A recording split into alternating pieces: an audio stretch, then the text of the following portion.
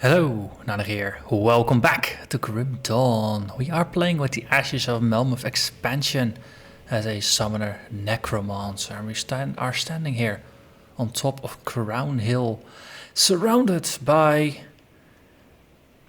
I'm not even quite sure how to describe this, but it is the entrance on top of Crown Hill into the Fleshbound entrance factory something. It looks like the beginning of the end. So let's have a look. This is the infestation.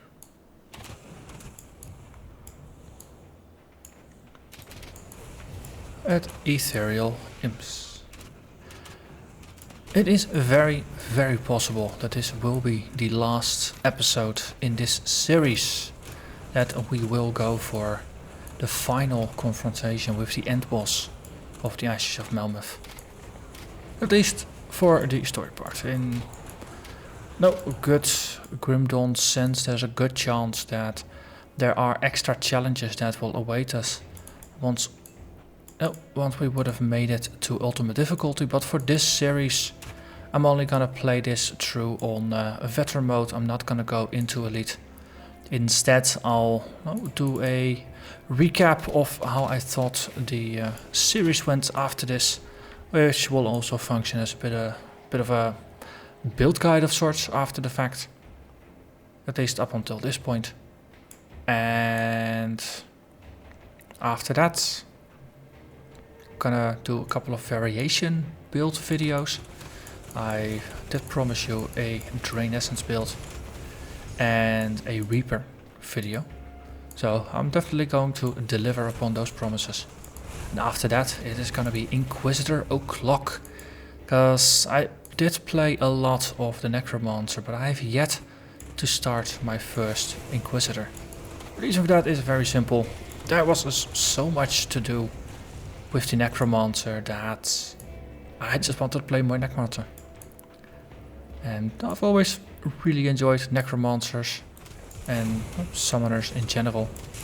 But even the non-summoner Necromancers have been a boatload of fun to play. But yesterday I did have my first serious look at the skill tree for the Inquisitor. And I think there are a couple of interesting skills in there. So the playthrough is most likely gonna be we'll just put 1 point into all of the skills and we'll see where we're gonna end up. With a bias towards some of the skills that I picked out beforehand because they looked like they synergized well, but we'll just have to see. But more about that will come in the nearby future. If you've been following this series along from the beginning, you might notice that I'm sounding a little different. At least I sounded differently when I was doing my sound checks. The reason for that is that I had to change my audio setup.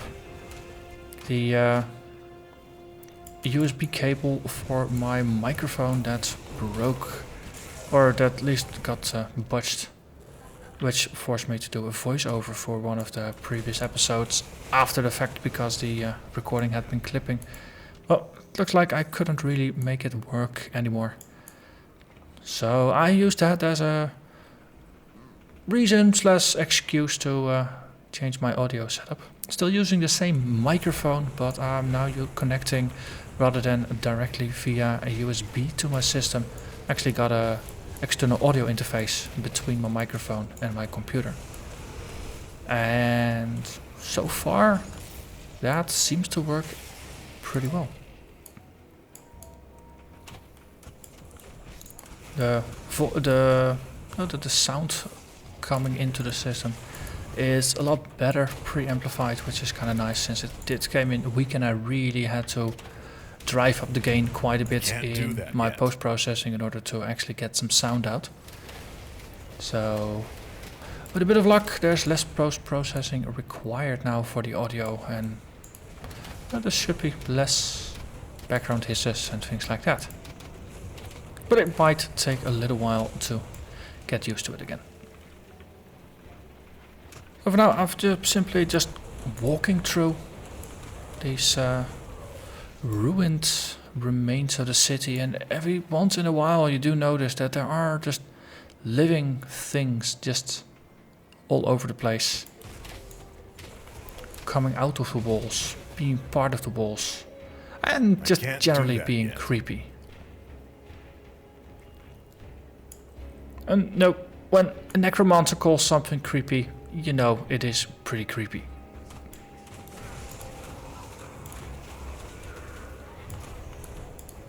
So in terms of end boss fights, I am really curious to see what we're going to face here. If this is anything like the Loghorian fight, then we might be in for a decently sized dungeon with a couple of intermediary bosses topped off by a pretty epic fight. The trend of most of the new areas has been that the areas are larger, things take longer to complete than they did before. So chances are this might be an extended length episode. So we'll just see. In between episodes I ran around a little bit just to warm up. And I did ding a level 60.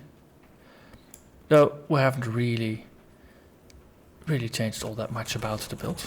Just kept leveling what we were leveling.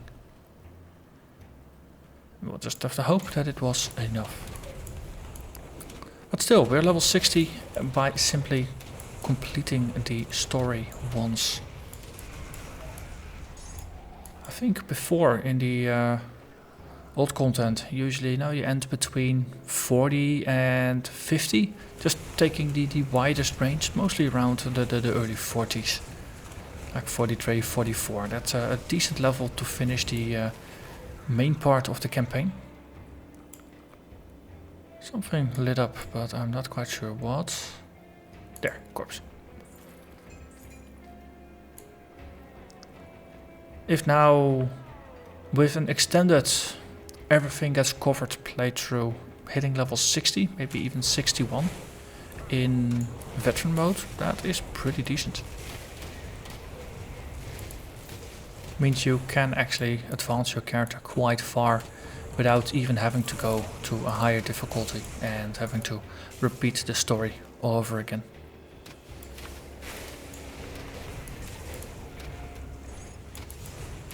I wonder if Grim Dawn ever gets a second expansion. I'm hoping for one. Would be neat. I wonder if they're gonna follow Path of Exile, the example set by Path of Exile, by dropping the additional difficulties. Well, I guess technically you could say by following the example that Diablo 3 sets and then Path of Exile pushed even further. Basically no concluding there is now enough content, so we no longer need to repeat difficulty levels. And no, in Path of Exile all the areas have a fixed level. Grim Dawn also currently has all the areas where they have a range of levels that they can be. Whereas in Diablo 3 everything just levels along with you. A living flesh door locked by Ethereals. Okay. Now that is totally not nice. But if we're gonna get more content for the in possible theoretical future expansion, then they might draw similar conclusions, which would be neat.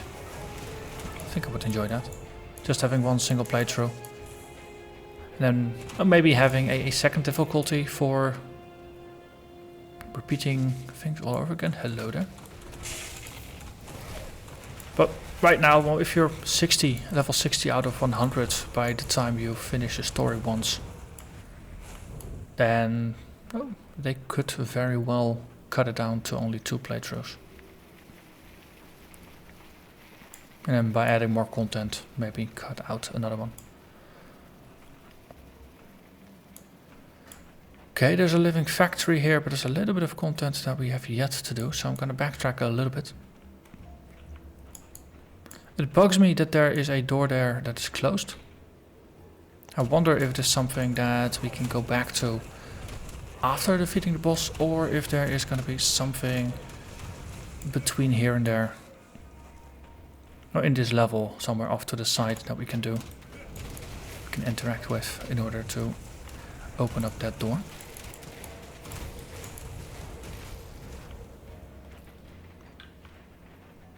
Here and there there's a chimney or some piece of a wall or something. Definitely not a happy place.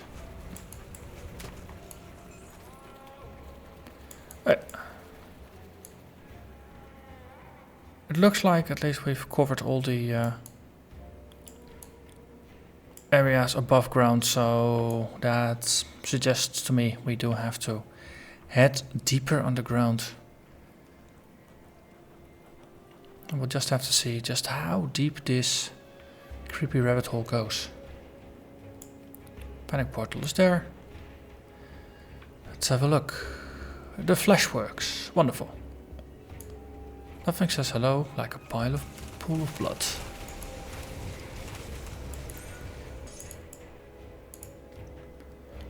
Okay, there's some lightning combined with green that shouts Ethereal. It's almost like we're in the body of something now, rather than in a factory or a city. Whereas above, definitely there was a lot of city with just some organs. Now we are inside of something. I'm getting a bad feeling about where this is leading. Might very well become some sort of a player versus environment kind of deal, whereas the entire level is the boss or something ludicrous like that. Very curious to see how the fight is gonna go. We prepared as well as we could. If you have a look, our resists are maxed out. We have an army of minions who hopefully are gonna do a better job of drawing the attention than they have been so far in some of the fights.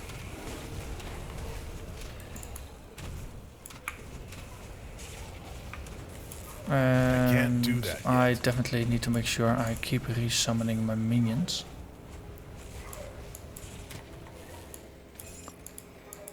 AoE is still the bane of this build, especially combined with the limited options I have to keep my pets alive, or the limited options I'm using. It's also, it seems like I did lose some of my auras. That is also not a good thing. Did I run low on energy or something that caused it to reset? Either way, it's not a good thing. There. Warble the Reflective. Well, that can't be healthy either. Okay.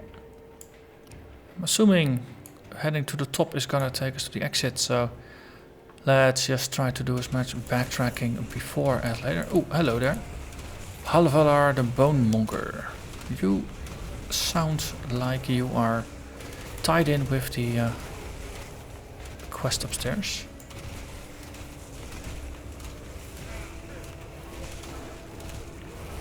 And there you are.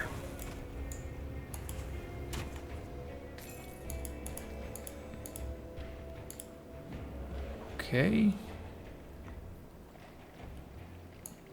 Slay the Guardians. So I guess that was one of the Guardians.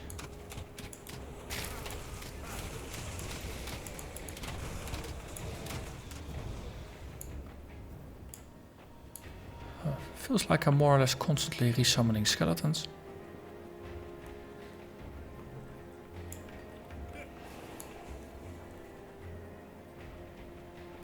And a couple of extras. I'm trying my best to simply keep opening with the Wendigo Totem.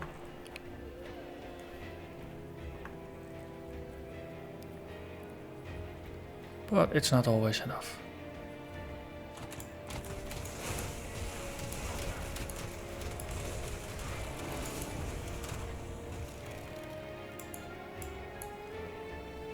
Okay. Okay, usually barriers like that indicate there's gonna be a fight of sorts. So, hello. Boss fight. It is too late. Fleshweaver Krieg. Wait. Is that a upgraded version of Warden Krieg?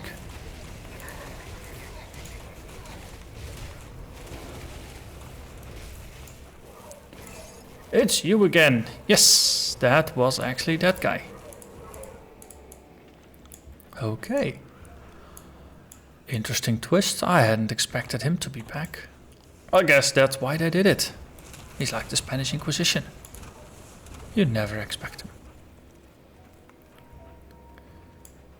Destroy the womb.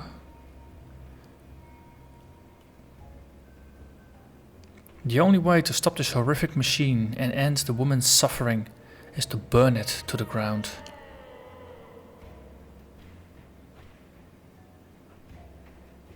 Burn it.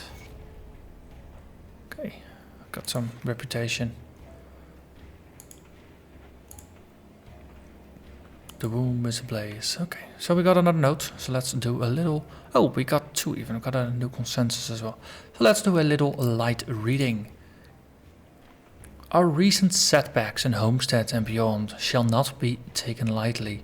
However, I believe we may bend this unfortunate situation in our favor. We must not wither at the hapless prodding of such feckless creatures. While the humans are blindly focused upon the machinations of the dead god's children, we must take this opportunity to realign our priorities. At the recommendation of Overlord von Eldritch, I decree a change to our recent consensus. It is then a consensus that the Shaper of Flesh be recalled to Malmouth immediately and allowed to finish his latest work without further interruptions. Progress on the Fleshworks has stalled in his absence, a grave miscalculation. Marcel will be returned to his ruling seat in Malmouth, where his focus will once again be upon concluding the growth of the factory with him at its heart. This project must not be allowed to suffer any further delays. A shortage of specimens will thusly not be tolerated. All nearby regions are to double collections and begin rerouting all shipments to Malmouth immediately.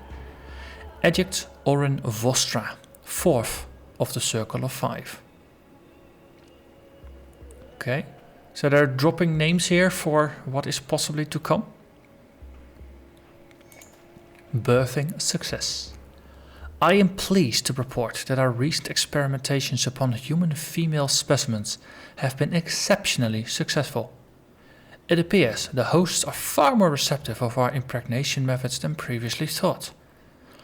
Additionally, younger, more fit specimens have shown incredibly rapid rates of development and recovery.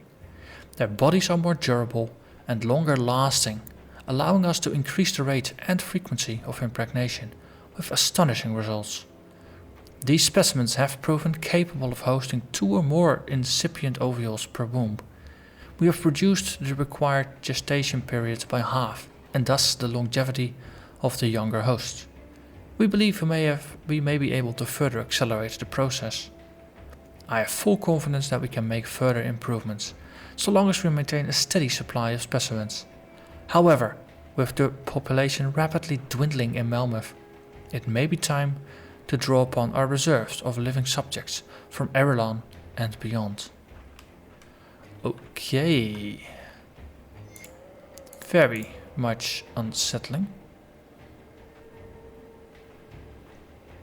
Cloth of unspeakable invocation. Well, unspeakable things definitely happened here. Empowered Blood Reaper's Cleaver, that is a Nightblade thing. Frigid Barrel of the Relentless North. Cold Gun, we're not cold based. And Empowered Brawler's Gloves, that is also not for us. So, nothing truly shiny dropped. Ooh, Flesh-formed Chest. It is so easy to overlook those things. They have been grown in with the land. So let's advance. This was effectively the side quest, not the main quest. We lost a couple of our skeletons.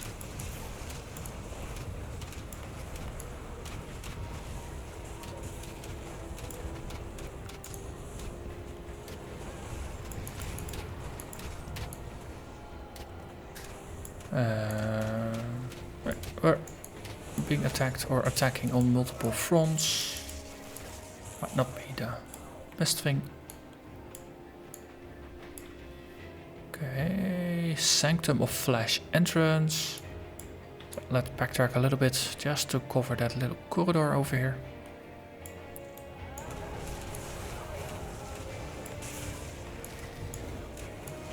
I can't do that yet.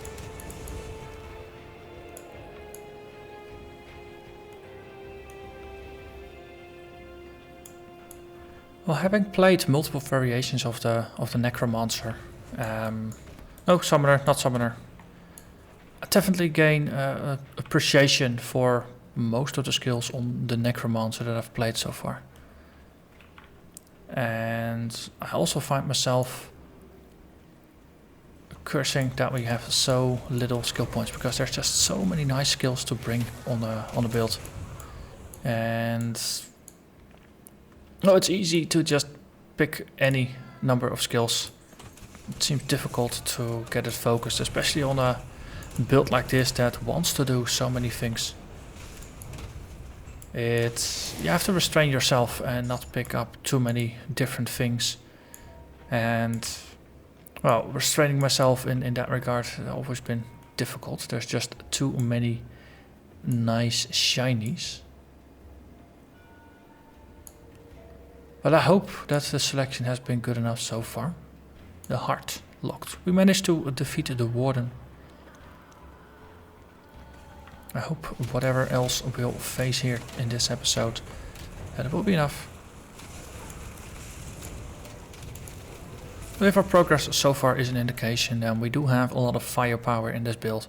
It's just the staying power that's not always as optimal, shall I say. Okay, we can just go from the bottom here. There should be another guardian, maybe two. I have no idea how many guardians there will be.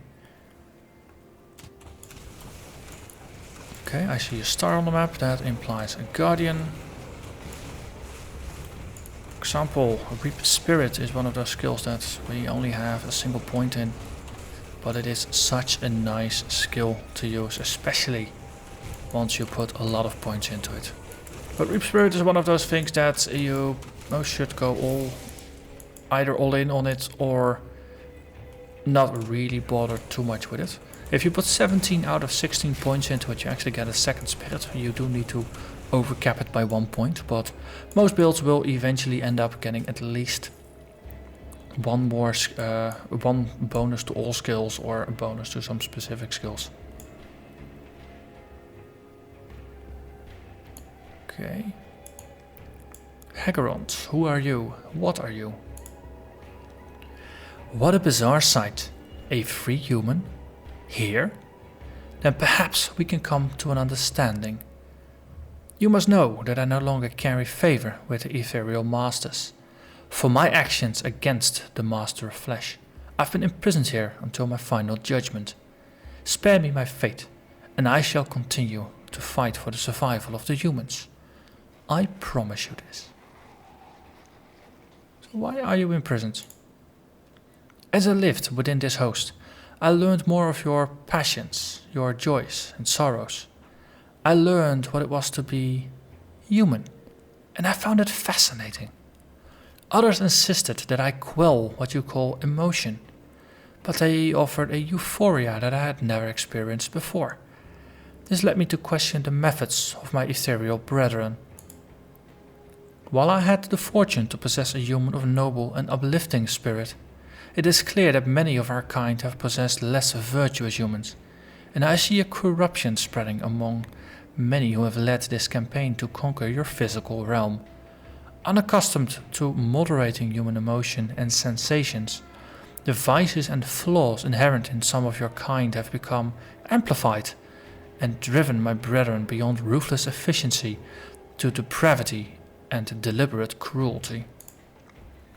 I feel that I could return to the Etherhold and convey my experiences.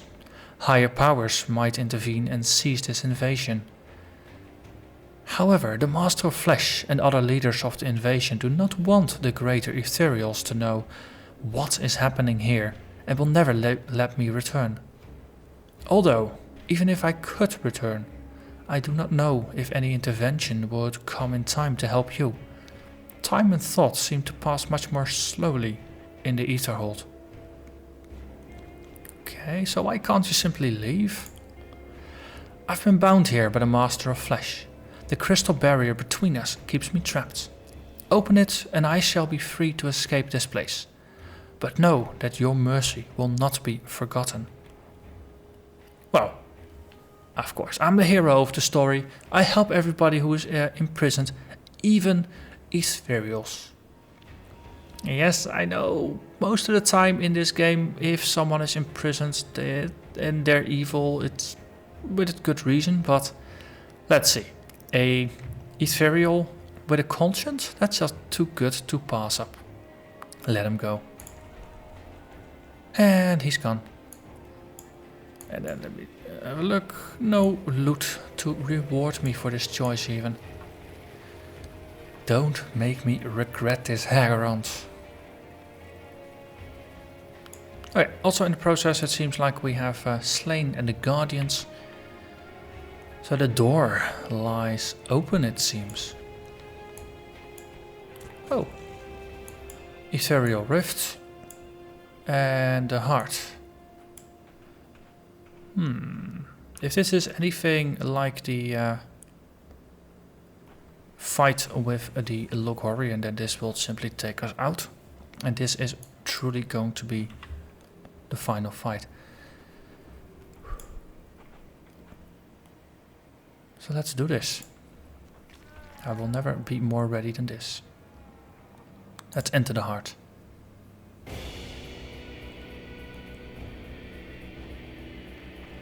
Crystals, bunch of organs, and a path that goes over there. Master of Flesh, Theoden Marcel.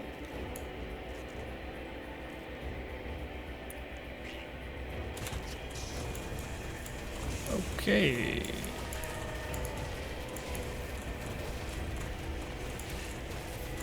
Let's go all out. Wait, he goes down incredibly rapidly. Rapidly enough that I'm actually just ignoring most of it. This seemed too easy. Okay, second stage. Wonderful. Yeah, he looks more angry now. Let's make sure we do have a group of minions up and running here.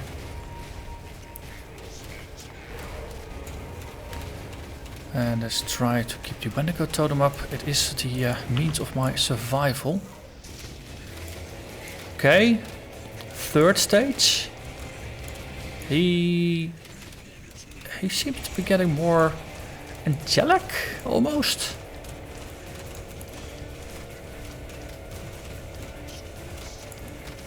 And I must say, the army is surprisingly alive. What? How? Wow.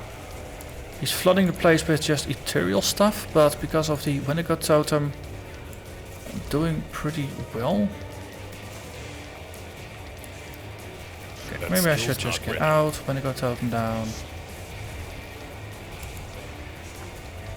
And just slowly try to resummon the army again. And keep the Wendigo totem down. Wow. That was Theoden Marcel, the Master of Flesh, the new big bad. 3 different stages if I counted it correctly. He does get more angry towards the end, but we did manage to defeat him. Okay, so with the fight out of the way. Have a little bit more of a look at the environment here. So there's multiple paths leading out. This is ether fire on the floor. Let's not walk there. So we've got some ethereal missives. That's a crafting component. Empowered ether bow. It has 10% chance to cast ether smash on attack. Third company revolver, empowered, +1 to all skills and soldier. That's not a bad item. But of course, the missive. Let's read it. Missive to the Master of Flesh. First, I must apologize for my tone in our earlier exchange. Your recent experimentations in Malmouth had the Circle concerned that you were diverging from the established consensus. We now see that we have erred in our judgment. The Circle finds the results of your experimentations upon living tissue to be of the highest interest. If the findings are indeed as promised as you assert, then a new consensus shall be ordained without delay, one that takes these new parameters into consideration in our grand vision. Which brings us to the other matter, which has spurred this communication. The Circle has been made aware of stirrings within the ether that may prove concerning. Great eyes now turn their attention towards this world. If they are made aware of what has transpired here, then all we have created, all we have gained, may be in jeopardy. Our grand vision must not be interrupted by cosmic ruminations. Victory is at hand, but we have to claim it. It is prudent that you execute your role without fail, and I trust that we shall experience no further complications, Shaper of Flesh. No further delays shall be tolerated. We can no longer afford to be patient. Once again signed by Adjunct Orin Vostra, 4th of the Circle of 5. This is about as clear an indication that more big bads are coming, which I must say pleases me. It's not that I have the best intentions for this world, but I really just enjoy killing demons, or Ethereals, or Cartonians, or whatever you want to throw at it. So this circle, these master Ethereals, so to say, a council, it's all about plans and consensus, which is interesting given the fact that the Ethereals have been pretty darn ruthless over here. That internally they work on a consensus model. And as the hacker dude earlier said, there might be some differences of opinion internally. And then now these stirrings within the ether, great eyes. I wonder if this is about Cthulhu, or if maybe the witch gods that's in the hidden path we've been going after them. They also managed to disappear, as far as I remember from that bit of the storyline. It all seems to be building up towards something that's even larger than what we're seeing here.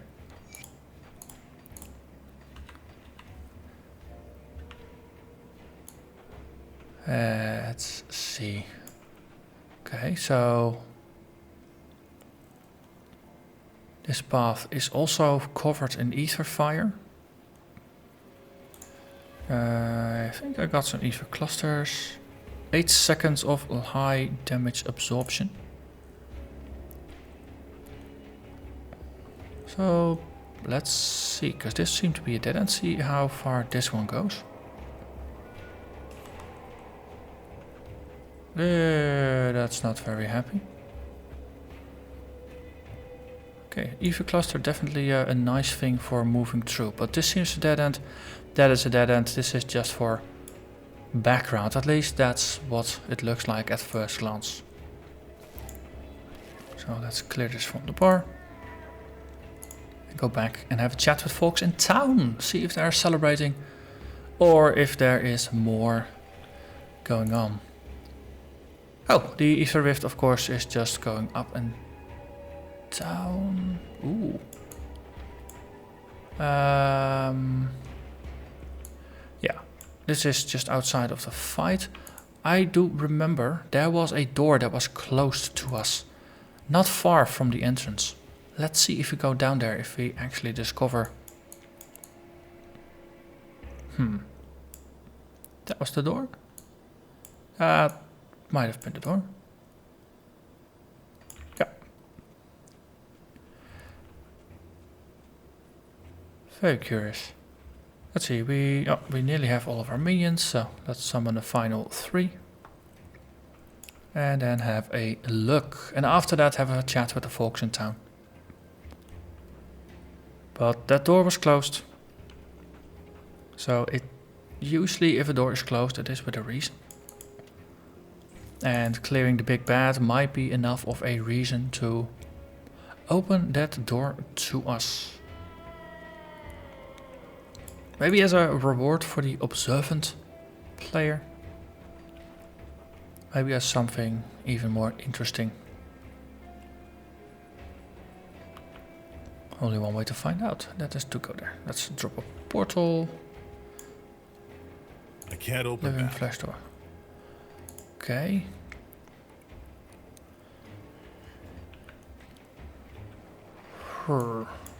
Okay, this is...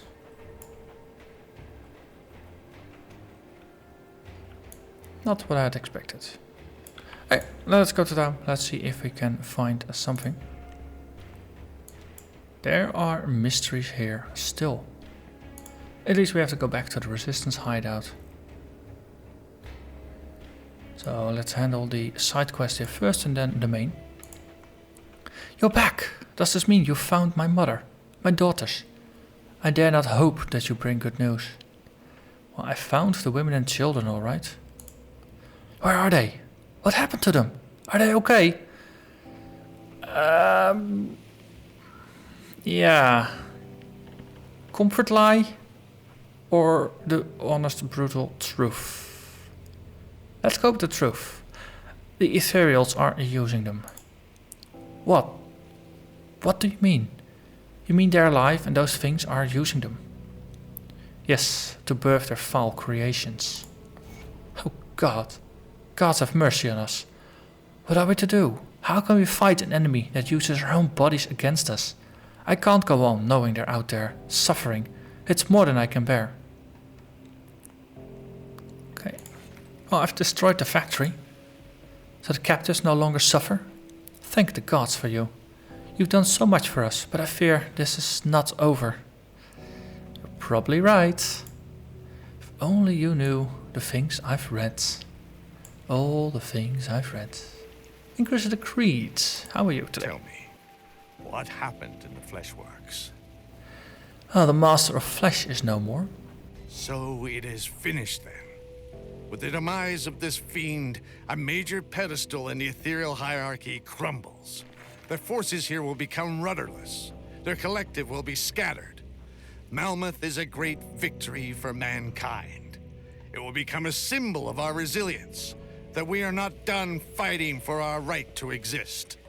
And we must keep on fighting in the name of those who sacrificed their lives for humanity itself.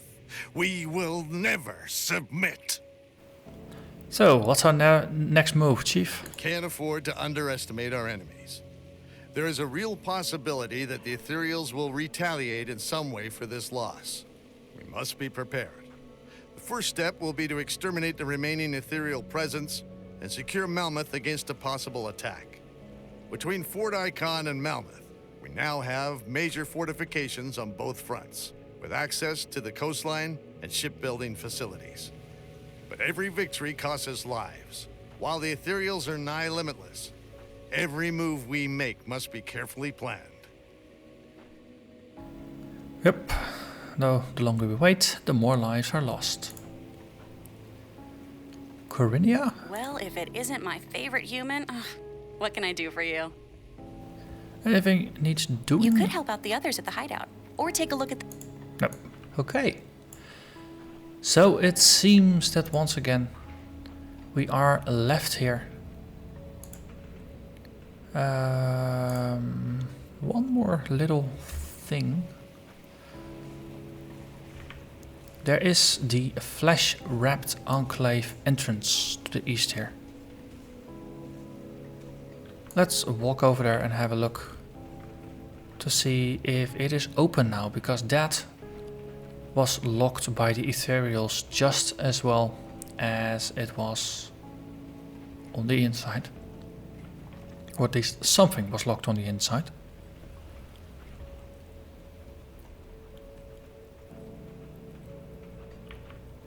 And if it's still locked, then I definitely wonder what we need to do to open up the fort. Is this something that will only open on higher difficulties, or do we need a certain level of standing, either positive or negative, depending on the Ethereals or the Malmouth folks?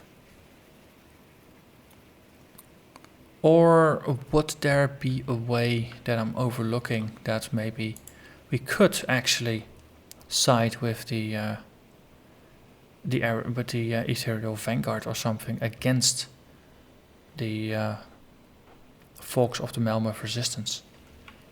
Because then, no, this might be an alternative town center. I'm just speculating. I have no idea really what it is gonna be. But we did manage to complete the storyline as far as we could make it. Fought the new big bad, had an interesting fight, definitely managed to power through most of it with our minions. So, you saw for yourself, a Necromancer summoner build, at least completing veteran mode story until level 60, works pretty fine. AoE, bit of an issue, but as the better you get in keeping your minions alive, the better it will be. I'll try to do a video just recapping things and doing a bit of a build guide with an overview of the gear, the skills, the devotions, all the things. Before we sign off, let's have a look at what we got as a reward for defeating the big bad, and that was the Bone Weave Girdle, a legendary item. So it's once again for defeating an end boss, Logorian first, and now the Master of Flesh.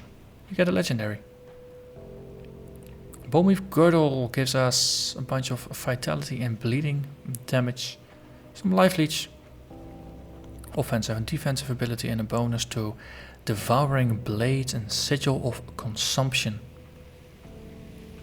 Sigil of Consumption is Occultist. Devouring Blades I can't quite place. Weave of Souls, 15% chance when hit. And it seems to be a retaliatory strike, similar to Gluttony. 16 meter range, boatload of vitality damage, 100% attack damage converted to health, so that's quite a potent heal. Can trigger every 3 seconds, so very nice for a build that wants to get hit a lot. I like it. But for this build, actually for this build it might not be that bad either, because it does help us stay alive on top of all the other tools we already have. So with that, I'm gonna thank you very much for watching. I really hoped you enjoyed the series, and I hope to see you again in the next couple of episodes that will wrap up this series and give us a couple of more perspectives on the Necromancer. And after that, I hope you'll join me again as I do a playthrough with the Inquisitor. Bye bye.